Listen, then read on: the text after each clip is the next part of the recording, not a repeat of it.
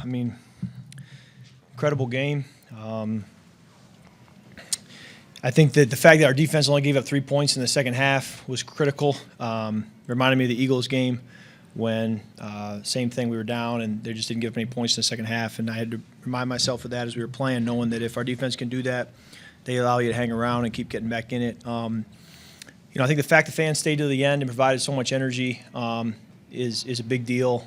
There was one time where they were doing the Skol chant, and I was surprised that they were still in it the way they were. And so grateful that they were there with us all the way through it to the end. Great to obviously show that there was no quit and to keep playing hard and finding a way. And then it's just so important that this is one step in a much larger goal, and it's an important step. It's a step that you talk about when you go to training camp and the season begins. But there's obviously more to go. KJ, I thought, was phenomenal today. He's a guy that he could do that every week, but you've got Justin, you've got Adam, you've got TJ, you got Dalvin, you got Alex Madison, and so it's been hard to get him the football as much as he deserves it and has shown the ability to deserve it. So he's a guy that all season long I've kind of felt, we need to get him more targets, get him more opportunities because he's the real deal. It's just been hard to get him as involved as he was today, and he showed it today what he's capable of. I have total confidence in him to be an elite receiver in this league. So great to win, great to come back. I had no idea it was the largest in NFL history. Something like that doesn't happen to average people. So I'm proud of the way the group did that, and just got to keep building from here, and there will be an enormous amount of things to correct. So I'll take any questions you have. With the jacket, and what would you have worn had the comeback not? My wife dresses me, so she put it out last night, and I looked at her like I don't know, and she nodded, "You got to do it." So here we are. So it's fun jacket. Emotion like, there's guys that have been crying in there, and I don't know what you went through when you went in there, but you got the sense that guys had this moment where they were reflecting on the season and their whole careers and the fact that they got to this point. How did it strike you when you got in there after? Yeah, what I've learned is you need to enjoy it because you work so hard. I mean, think about 2 days training camp, OTAs, meetings, the hours you put in on Wednesday, Thursday as you prepare.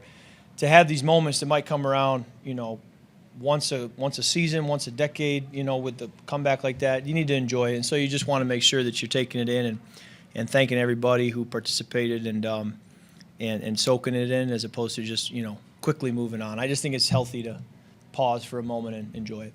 How long have you had the jacket? I don't even know. It's been in our closet a little while, honestly, but I don't even know when we got it. My wife could answer that probably. Was there any moment in the second half where maybe you started to feel real, like, okay, this is going to happen? That's a great question because I was asking myself that. Like, at what point does it become a normal NFL football game? And I'm off the top of my head here. When we cut it to, was it 15? When we cut it to 15, that's when I felt like maybe there were 12 minutes left, something like that. I thought this is right there. And then again, it keeps going back to the defense, getting us the ball back, holding them. We gave them short fields, so we made it hard for our defense to hold up the way they did, and they still did. And then when you think about, solely returning a couple fumbles for touchdowns that didn't happen, I mean, it's another thing you kind of overcome to get to where we did. As a veteran leader, what were you saying to the team, and what were your thoughts kind of at halftime? My thoughts weren't great at halftime. I just felt like we were losing in a lot of ways, and it wasn't good. Patrick Peterson made the comment, we only need 5 touchdowns, and I didn't know if he was being sarcastic or what. When I looked at him, he was serious. I think his point was, we're not going to let them score anymore, so if you can get 5 touchdowns, that will be good enough. I'm kind of a one play at a time guy, so my mindset is like, just tell me the first play of the second half and let me go execute that as well as I can, and then you tell me the second play once we get there. So whenever I've been a part of comebacks like we've had through the years, that's kind of the way I operate. It's just, one play at a time, and let's not get too far down the road. When he said that, though, did you, 5 touchdowns, did that feel realistic? Did you give yourself in all fairness, it doesn't happen very much. Well, they were kicking our tails. Yeah. So, it's one thing to say we need 5 touchdowns. That's difficult to do. It's even more difficult when you have been struggling the way you've been struggling. This is just reminded again today, this is a crazy league, and you just got to play it one play at a time. Talking about enjoying it. In one game, you win your first division title. You put up, I believe, a career-high yardage total, and you had the greatest comeback in NFL history. What is this like for you? It was a great day to come back and win the way we did, and you're going to enjoy it. You're going to build on it. I think it's fun to look down and see that Dalvin had 190 yards from scrimmage. Justin had 12 catches for 120. KJ, Adam caught a touchdown, made the biggest play at the end there to get us in field goal range. So, it's great to get so many guys involved and have so many people contribute. And, just proud of the way we kept fighting and played. But there's also a lot of stuff I'm not proud of, with the way we played.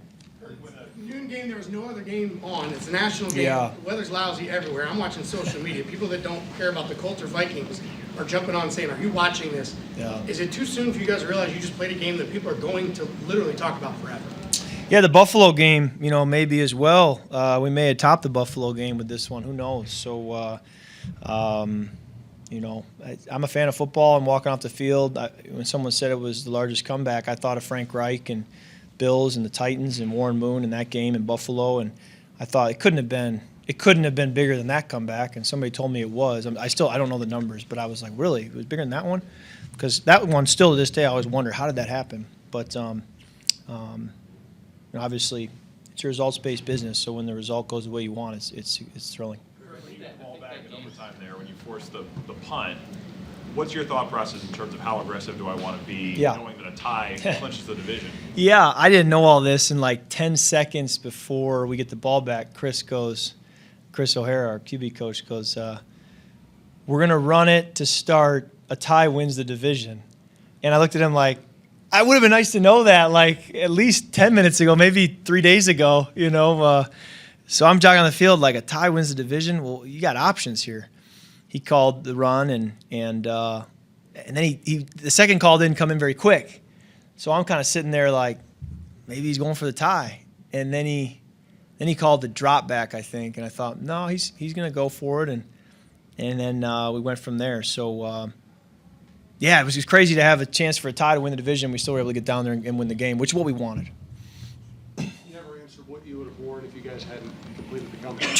I'm self-aware enough, Jim, to not wear this. So pride myself on self-awareness, I think, and that would not have been the right play. That Houston-Buffalo game you referenced, I think it was 92, so you were 4 or 5. Yeah, but I watch NFL Network, so. I'm curious, how, that's such a momentous moment in NFL history, and I'm curious how, a locker room of people who aren't old enough to have experienced it live, even are aware of those type, I don't know how many guys are aware of that, but, I'm a fan of football, and I watch when games come on, like the other day, the 2013 NFC Championship game was on between Seahawks and Niners. I'm watching that as a student of the game, because that's a game and a stage I want to play in, and I want to watch that. So whenever those games come on, I always try to take something from them and make myself a better player. It's important to you to kind of, at times, take a second and enjoy. How hard is that for you? To take it all in sometimes. Yeah, I'm not wired that way. I'm kind of wired to what's next. It's hard for me to enjoy the process. I want to enjoy the product, and so what I want to do is get to the end of my career. And Cooper is grown older, and you look back and you say, I missed it. I didn't enjoy it while I was going through it. So I want to make sure that I can play long enough for him to remember it and really be a part of it, but also to look back and say I didn't miss it while I was in it. And now that it's over, I can say I enjoyed it and got everything out of it I could. So moments like this you want to enjoy. On the touchdown to Dalvin, how critical are these one-play drives when you're Buffalo the same way too? It was a great play call, first of all. Incredibly well blocked to get a screen like that off. And then it was Dalvin showing why he's Dalvin Cook, to be able to not only get a big play there, but finish with a touchdown. And I'd love to see Ezra Cleveland there, basically willing him into the end zone as well. I thought that play encapsulated a lot of who Dalvin is. And I said to him in the locker room, I said, I've been a front row seat for your best plays in your career over the last 5 years. That might have been my favorite. So it wasn't a run, it was a catch. But he had a couple other big catches today, and it's fun to think back on all the times I got to see him be a special player in this league, and then to think that's probably the top one for me is fun. Kirk, when Joseph's kick went through the uprights, what was the first thing you did, or who was the first person you talked to, or whatever? I'm not sure. I was looking at the video board to kind of be able to see the angle of the ball, and then it might have been Justin. He was standing up on the bench.